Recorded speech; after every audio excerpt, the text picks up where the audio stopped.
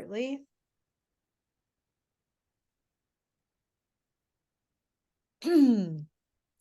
And then we'll go ahead and just get started, dive right into it. So my name is Lee Hart, and I am the executive director of the Alaska Outdoor Alliance, and we are dedicated to advocating on behalf of Alaska's now $2.6 billion outdoor recreation economy.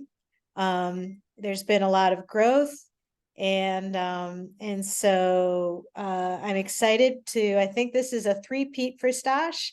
But Stanislaw Rzeznik from the U.S. Bureau of Economic Analysis is going to guide you through this presentation and is available. We will have time at the end for your questions. So without further ado, I'm going to turn it over to Stash. Thank you very much, Lee. My name is Stash. I work for the Bureau of Economic Analysis, which is a branch. It's the statistical office for the U.S. Commerce Department. So this is your Commerce Department's statistics that are on our website. So any numbers that I present here are all available on our website, as well as the slides will be made available to you. As a housekeeping note, right now, all I can see on the screen here is the slides, the same ones that you're seeing. So if there's any hands raised or any questions that come up, feel free to let me know, because I can't see those otherwise. In fact, I can't see if anybody is in this meeting at all. So I'm hoping that I'm keeping you interested in, but please let me know if something is amiss, because I can't tell from my end. That being said, thank you for joining me. I'm glad to present to you folks, and that you're giving up your lunchtime to listen to this presentation on the outdoor recreation economy in Alaska. This is a presentation on the new data that came out on the Friday before Thanksgiving, and they are the new data for 2022.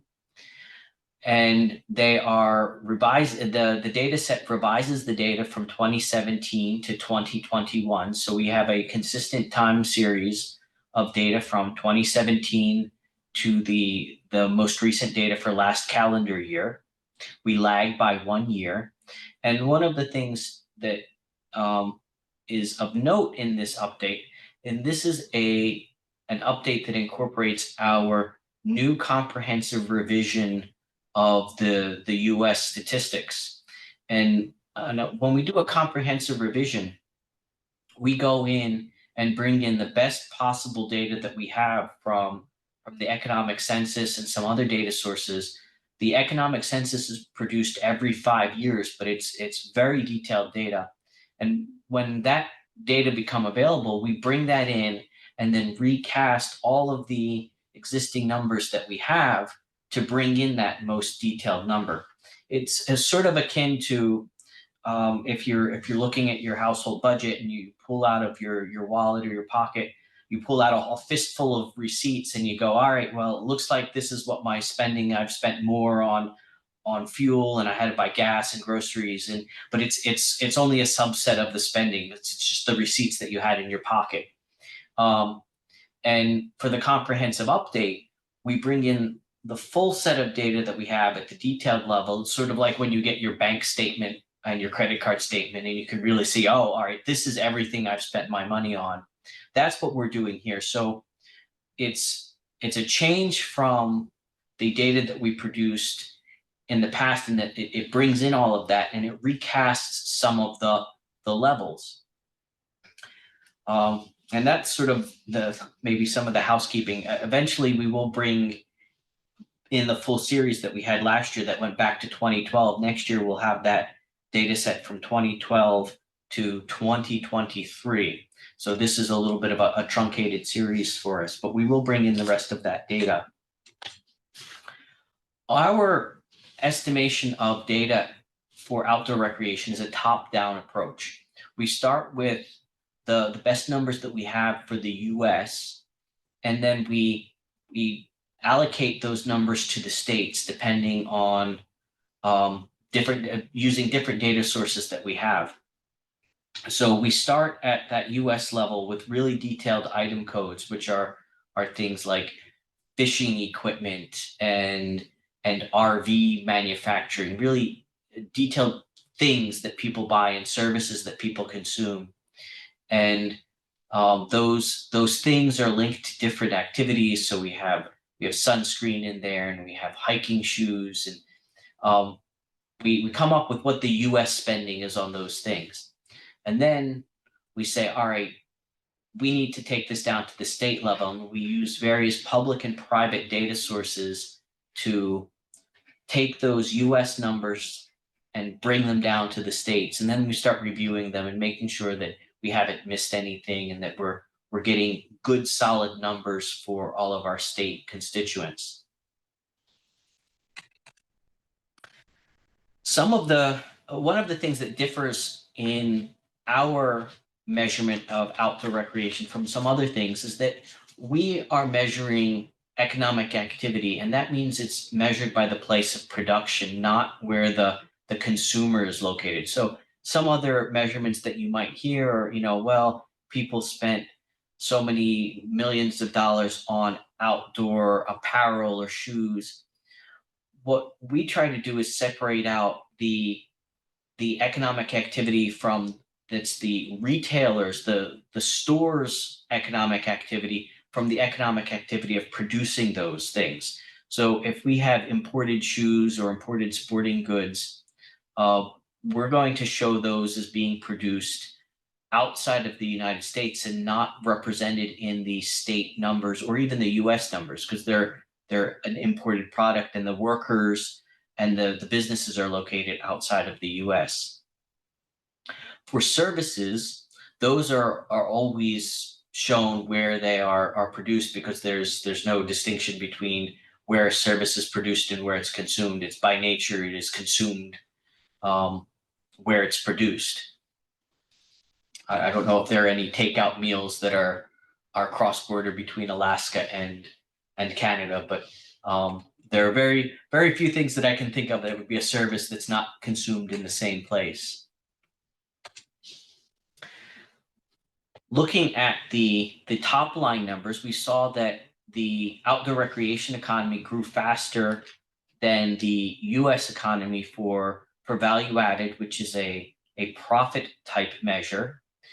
And the US economy grew at about 13% for value added, but I'm sorry, not 13%, that's wrong. At about 8% there for the US economy, but for Alaska, it was about 15% for value added growth. We also had faster growth for compensation and employment and outdoor recreation, the blue lines, where it was doing better than the economy overall. When we look at Alaska, however, we see that Alaska did in some cases better than the US, and for outdoor recreation in Alaska, better than outdoor recreation for all three categories: value added, compensation, and employment. Where for value added, that profit measure, we had Alaska's economy doing better than the US economy overall. And for the Alaska outdoor economy, we had Alaska doing better than the outdoor economy for the US as a whole, and better than the US economy, the US outdoor economy, and Alaska's overall economy. For compensation and employment, we had Alaska doing a little bit less well than the US economy, but the Alaska outdoor economy did better than the overall US outdoor economy. I will note here that the compensation and employment numbers are wage and salary employment and wage and salary compensation. So those are going to be the compensation paid to employees, not including the proprietors of businesses. And the same for employment. So if you're a single person business, you're not represented in this number. So the numbers would be a little bit higher if we brought those people in. And all of the numbers, wherever I talk about compensation or employment, it's going to be the compensation employment for wage and salary people. The compensation for sole proprietors is included, however, in that value added number, since sole proprietors get the profits from their business and they're not paid a wage.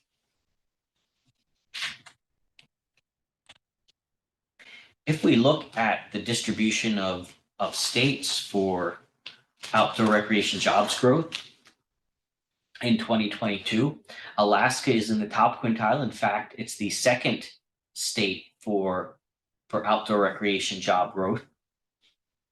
We have Alaska coming in just below Hawaii's jobs growth rate. Alaska had a 14% growth rate in outdoor related jobs, and that's close to double the US value of 7.4%. And it puts Alaska in with states like Florida for its outdoorsness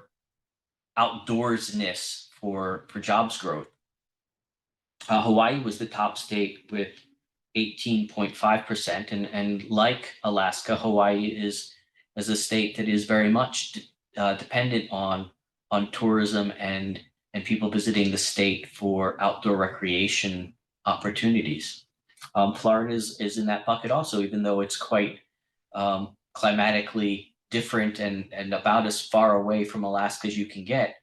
And that all three of those states are very much states that rely on people coming to the state to enjoy the ocean and in the case of Alaska, the mountains. Not so much for Florida for mountains, but I think you get the idea there. Compensation growth rate is a similar story for the employment growth rate. Compensation in Alaska grew 14.5%. That puts it in third place. Excuse me, miscounted. In fourth place, we had a little bit faster growth rate for compensation in Hawaii was number one. The District of Columbia was the second highest growth rate, followed by Nevada, and then in number four place we had Alaska. And again, it's quite a bit faster than the U.S. overall compensation growth rate of 9.1%. Alaska's being 14.5%. And as similar to what we were seeing, there's a lot of the compensation growth rate for outdoor recreation in some of the states like Nevada and Colorado, also in that top quintile, that have a lot of public land and a lot of opportunities for outdoor recreation. We also see New England as being a state that has a lot of outdoor recreation. We saw particularly high compensation growth rates in Vermont and New Hampshire and New York. So we're seeing some of the places that are traditionally thought of as places that are good for outdoor recreation opportunities. Taking a breather from all of these growth rates that we were talking about, this next slide in the sort of navy blue and blue tones is going to be the share of jobs in the state that are related to outdoor recreation, with the comparison being to total jobs, wage and salary jobs in the state. I think of it as outdoor recreation jobs intensity. So how important is outdoor recreation as a driver of jobs in the state? And here, as with many of the other maps that we've looked at, we have the Alaska being in the top quintile, along with Hawaii and New England states and the Mountain West states and Florida. So we can see that, as with Alaska, we have states that are similar in profile in that they have a lot of space and people travel to them to participate in outdoor recreation. And the one of the things that helps drive the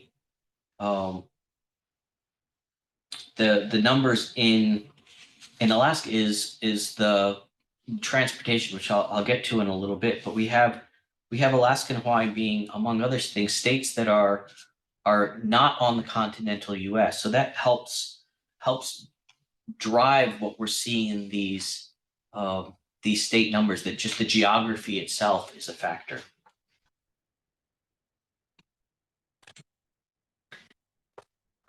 When I look at the value added share of state GDP, GDP is, for those of you who aren't familiar with it, GDP is gross domestic product. It's the preferred measure of economic activity that the Bureau of Economic Analysis uses it. It's going to be the measure that you see in the newspaper or on the news, on the TV, when they say that the economy grew at a particular rate in last quarter or last year.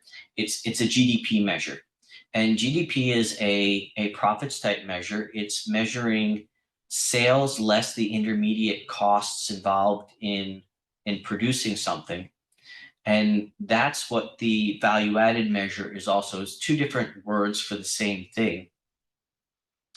And here we can see for the outdoor recreation share of the state's economic activity, Alaska is the number 5 state. It's fifth in ranking. It's in that top quintile. And the dark blue states that are shown here are the Mountain West states and New England, Alaska and Hawaii, and Florida. You may also notice, and I've probably mentioned this in years past because it's a big driver. We have Indiana, which is sort of this island of dark blue in the Midwest.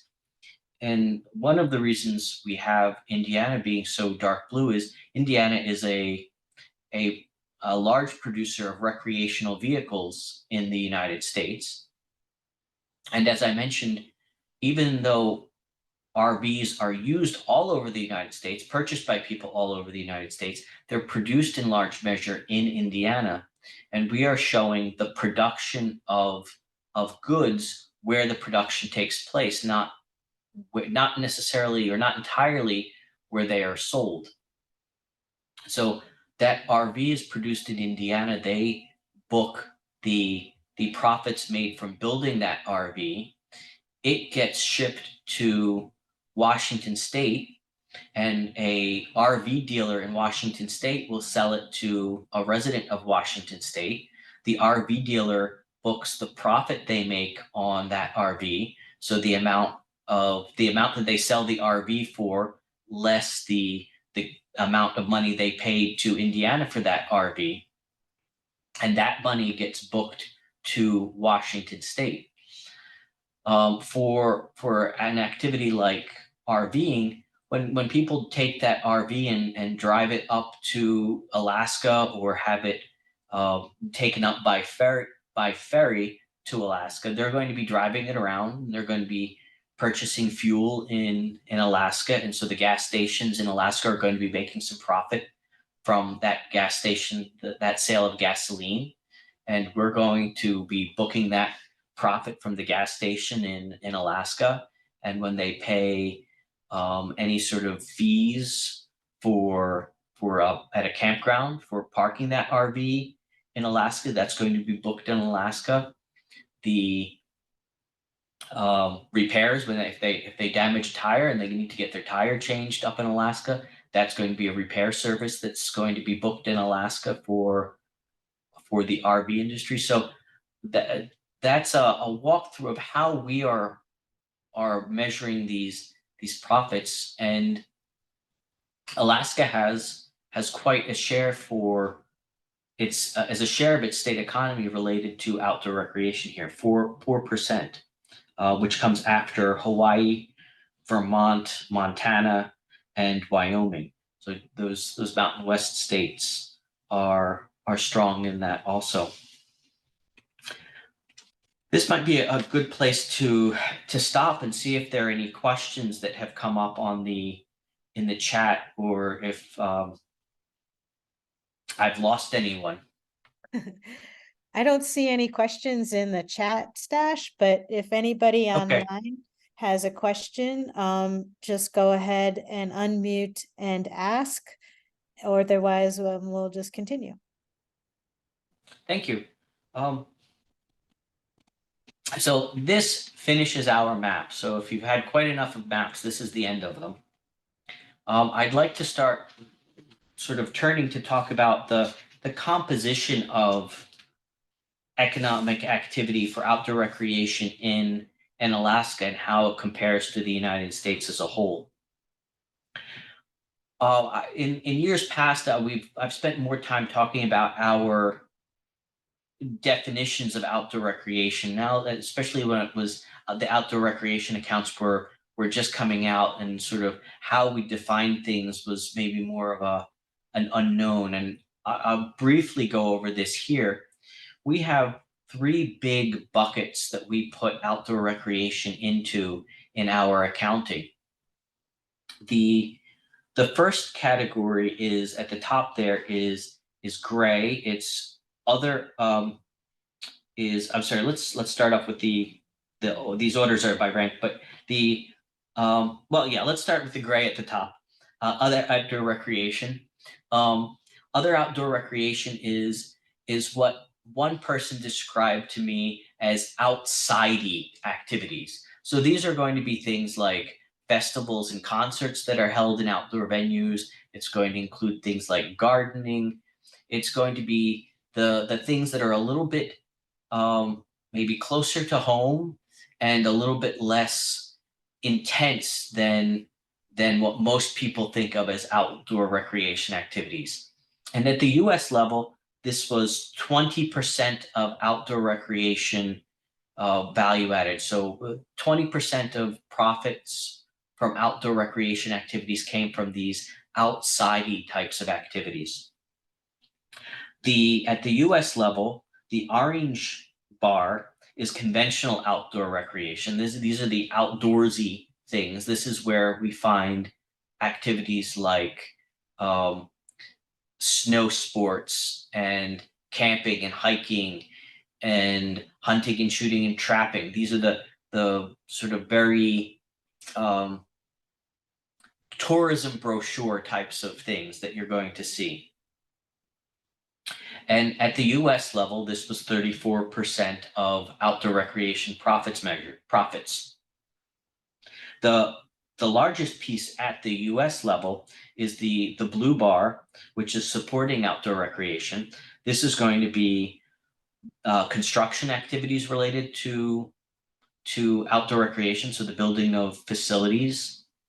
It's going to be government spending on outdoor recreation for things like maintenance of national parks and national forests. It's going to be a lot of the employees that are involved in those things from the Department of the Interior and the Department of Agriculture, the National Forest Service. This last category, that blue piece, the supporting activities, also includes the travel and tourism spending. So that's the hotels and the restaurants and the transportation services that are needed to help people get to where they are going, to do all of those outsidey things and those outdoorsy things that they are planning to do. And at the US level, this is the largest piece at 46%.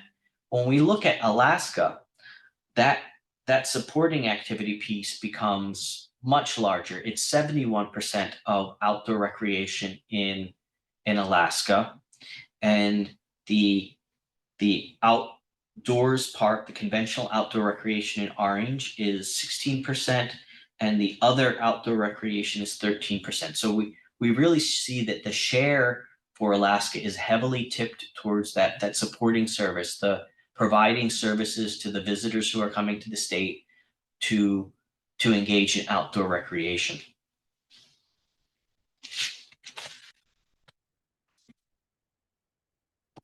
If we look at the contributions to the growth levels in in 2021 to 2022, we see that Alaska had that close to 30% growth rate in outdoor recreation value added. And the biggest contributor to that is the blue bar that you see there, that supporting activity, the travel and tourism piece. And in Alaska's case, that is the driver. It mirrors what we're seeing at the um, US level, but that really is the driver for why Alaska's growth rate is much higher than the US growth rate. We see that the supporting activities grew faster in 2021 to 2022 as people went back to some of the travel and tourism activities that they weren't able to do during the pandemic and started going back to in 2021 and continued to go back to in 2022.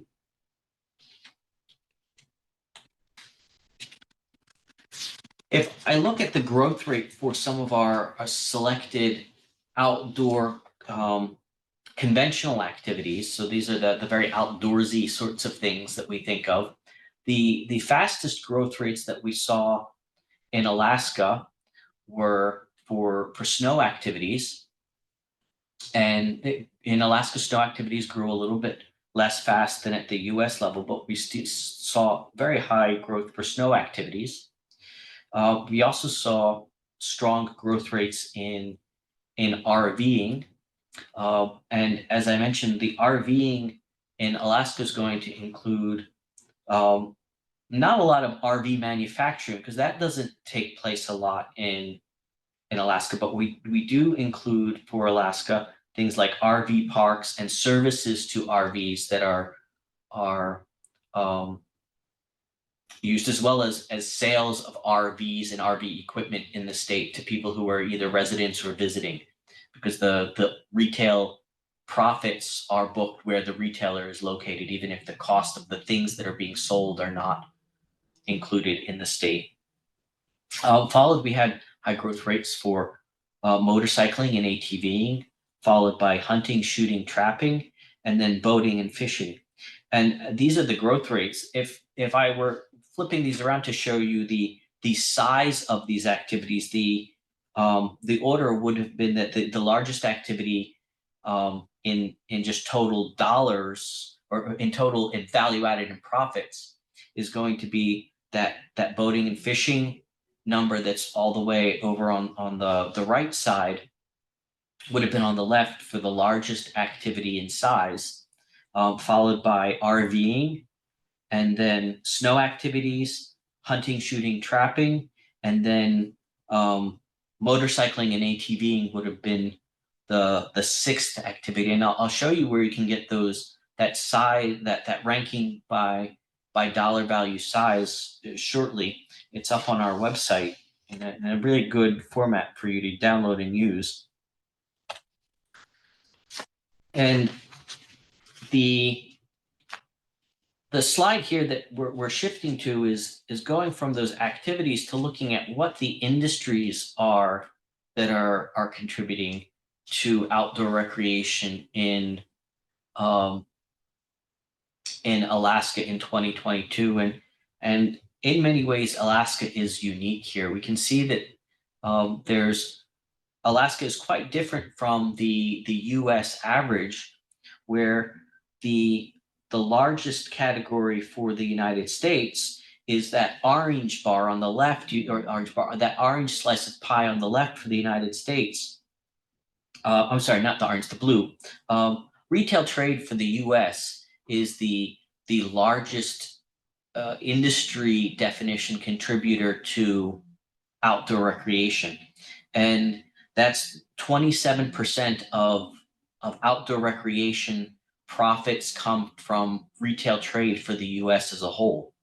However, when we look at Alaska, it's a smaller piece of pie at 14%.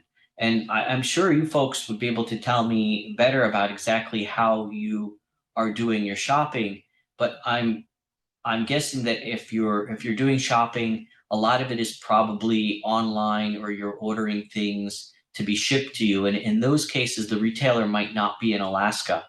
And so we're seeing a a smaller piece of the pie there. Also, a lot of the driver for the retail sales for states is population driven. And Alaska has a relatively small population. So you just have fewer people to be buying things. And so we're seeing the retail pie piece for Alaska be smaller than the US as a whole. However, the place where Alaska's outdoor recreation economy, the industry that is a bigger driver, a bigger slice of the whole for Alaska, is that bright yellow piece that is transportation and warehousing at 39%. And that includes in Alaska transportation such as airfare. It also includes deep sea marine passenger transportation, which is important for many communities in Alaska where they might not have roads leading to them. So things have to be brought in by ship, as well as that industry, deep sea marine passenger transportation includes cruise ships. So we're also seeing the cruise ships and the marina services for cruise ships included in this transportation and warehousing piece. And so that's a large contributor to the outdoor recreation in Alaska compared to the 10% that it is for the US as a whole. We see roughly similar shares for the arts, entertainment, recreation, accommodations, and food services pieces in Alaska and the US. So the orange piece is a lot of the travel and tourism and entertainment piece, but the cost of getting to Alaska is a larger piece than for the US as a whole. So we're seeing that in the orange. Manufacturing is a smaller piece for Alaska. The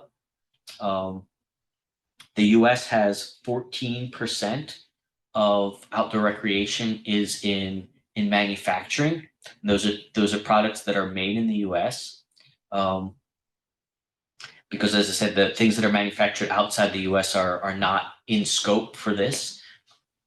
And so we really do see the geographic uniqueness of Alaska showing up in these numbers here.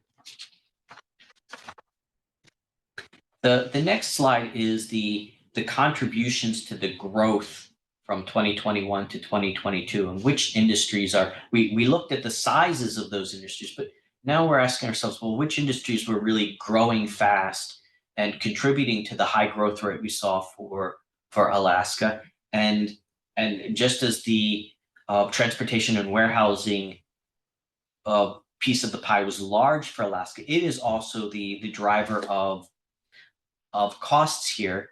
Airline transportation is included in here, and we know that in 2021 and 2022 we did have large increases in costs for things like airfare and air transportation. That's included in the orange, in that yellow, orange, dark yellow bar. These numbers that I've been talking about, every time I've been talking about value added numbers, they are all nominal numbers. They are not adjusted for inflation. So if you looked at the national numbers for value added in real terms, real being the term we use for numbers that have been adjusted for the rate of inflation, you would see that these numbers be a little bit lower for transportation and warehousing as things like fuel cost changes have been factored in. But the current dollars that we're looking at for value added are the numbers you would be seeing if you were looking at business receipts or something, that numbers that were not adjusted for inflation. So something that would be getting from your constituents, people who are reporting things like sales or unadjusted spending numbers.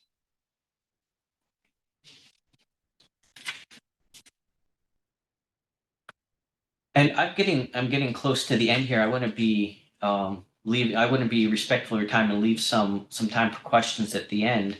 But this is the top half of a state summary sheet that is available download on our website. You can get these for each of the 50 states plus the District of Columbia, and they're pretty handy for looking at some of the top line numbers for a state, and being able to then also download the state summary sheets for other states if you're curious how Alaska stacks up against other states. So you can see on this fact sheet, it starts off with the top line numbers for the size of outdoor recreation in Alaska, and the fact that it was the $2.6 billion is what Lee mentioned at the very beginning, and that's 4% of the state's economy.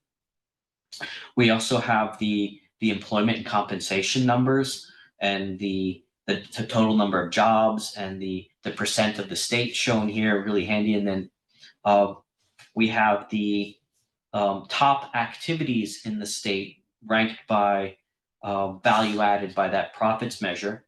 And so that we can see that the ranking that I mentioned earlier was boating and fishing being the top activity in 2022, followed by RVing and snow activities, hunting, shooting, and trapping, climbing, motorcycling, recreational flying, equestrian, and down to bicycling. The second page of this state summary sheet, front and back of a single sheet of paper, gives you a time series of how the state has been doing over time for those three measures of value added, employment, and compensation. This is the top 2/3 of the sheet here that I've grabbed the screenshot of, and we have the value added and the employment numbers. And you can see that there was that dip in 2020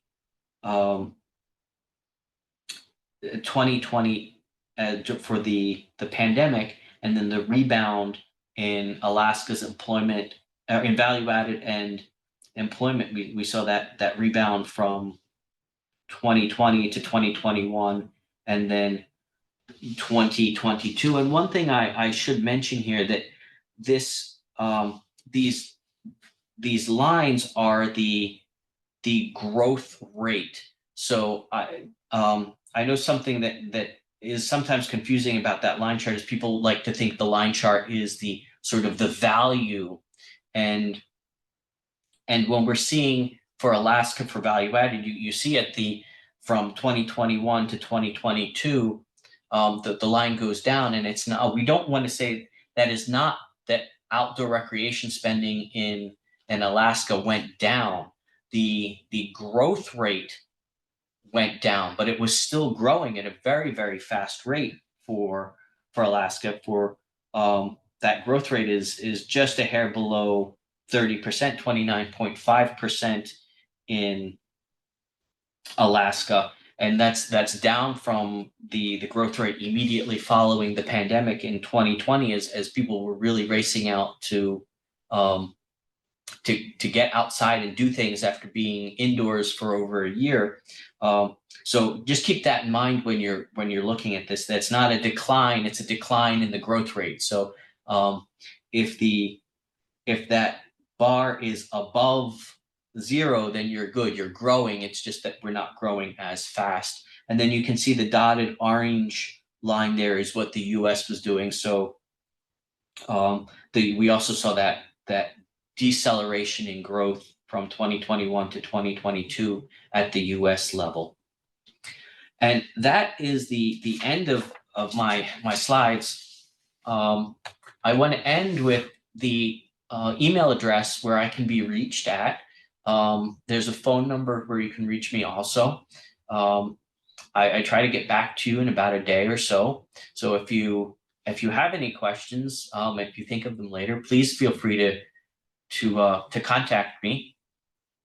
And I'd like to leave some time for questions. I think this was scheduled for about 45 minutes, so we're getting close to that, but I don't have a hard stop, so I'm willing to stick around a little bit longer if there are a lot of questions. Hey, thanks, Dash. That's another great, information-packed presentation. I really appreciate it. And I do want to turn the floor over to any questions from the audience. We're a small group, so if you want to just unmute and ask a question, go ahead. And I'll wait a second to see what we've got from our audience. Hi, this is Mariam.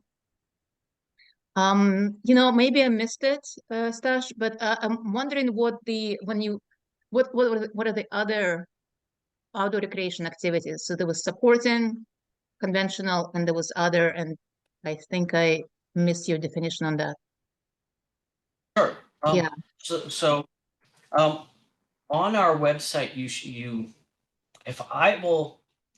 send me an email and I'll send you a little diagram that we have that's particularly good. If you download any of the data on, even in the press release, it will have either the data table will have all of the activities categorized by supporting, conventional, and other. But just to recap, conventional starts off and it's the sort of very outdoorsy things. It's going to be hunting and shooting and trapping, bicycling, snow sports, RVing, ATVing. I'm probably missing something. Boating and fishing are in there. So it's a pretty large category.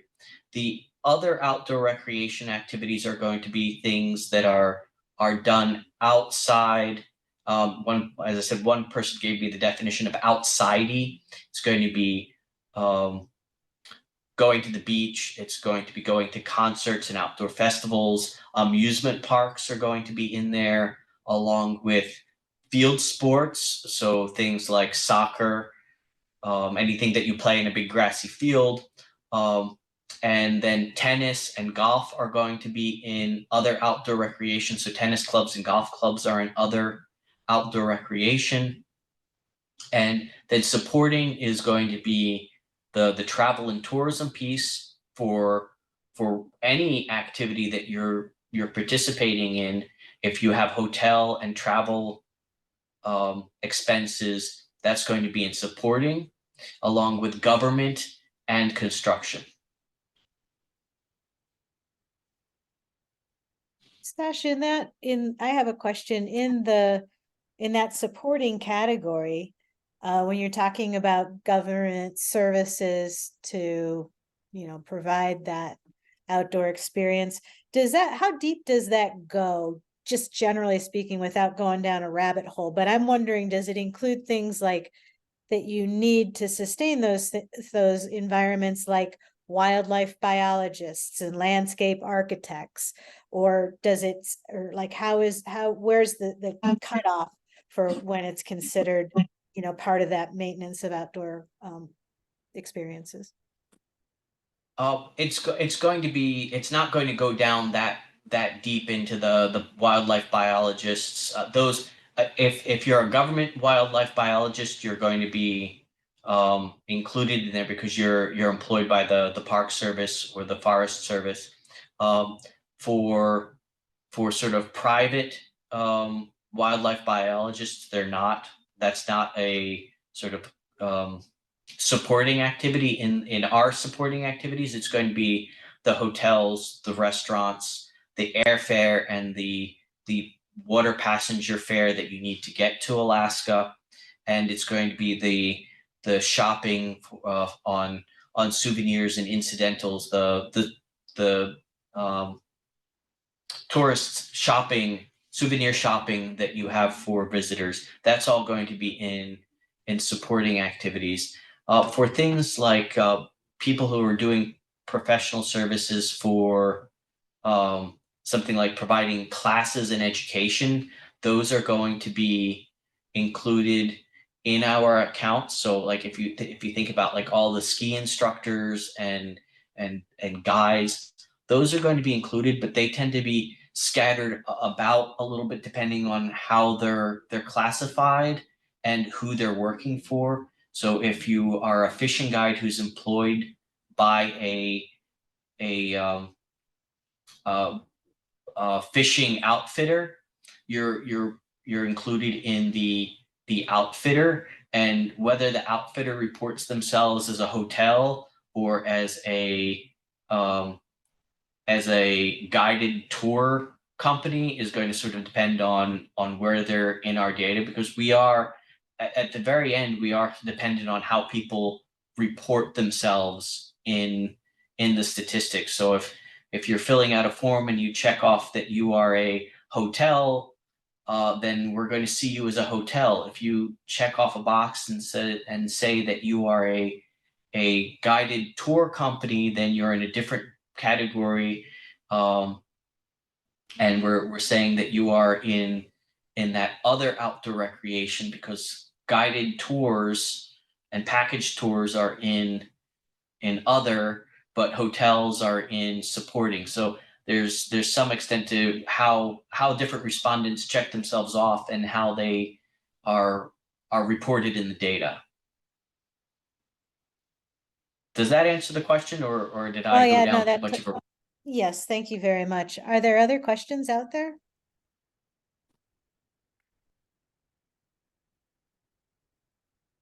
And if so, just unmute yourself and ask away. Hi, this is Jessie. I just had a question on the age range. I'm sorry if I missed that earlier, but when you do your data collection and your kind of stratification of things, are you aging anybody in or out of your collected data at all? Or is it just everybody all the time? I'm guessing you don't mean aging out for data like too old, that the companies are too old. I think you're asking, are we using a demographic measure of adults aged 18 to 65 or something? Is that correct? Yes. Okay, we don't have anything on, we don't have any demographics on the customers. The data that we deal with is primarily business data, so it's going to be receipts or employment or compensation data, and that's not going to include any age data on either the age of the employees or the age of the customers. Thank you. Jesse, there is participation data. The Outdoor Industry Foundation tracks participation with the type of demographic information you're looking for, and also has plenty of trend information in those reports. Awesome. Thanks, Lee. Anyone else?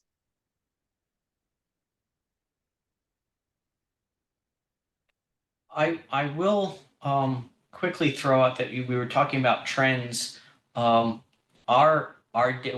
do try to keep historical trend data. We're big on keeping historical time series. So as I mentioned, that we have data that we keep from for this time series is available 2017 forward. Because of that comprehensive update that I mentioned at the beginning, we only were able to produce for this year from 2017 to 2022. Next year, we will be producing that full time series back to 2012 to look at outdoor recreation in Alaska for that whole time period, that whole decade from 2012 to 2023 next year, 2023.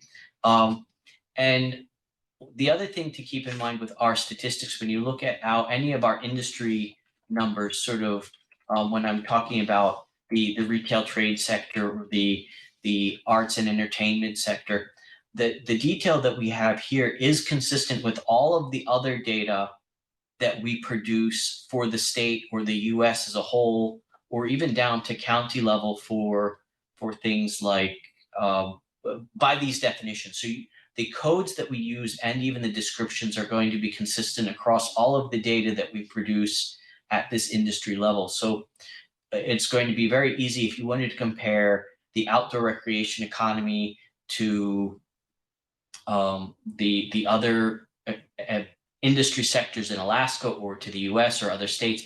All of that is going to be consistent And you're not going to have to worry about, well, are they measuring the same thing? Yes, we are attempting to measure the same thing when we say this is manufacturing. All right, last call for questions.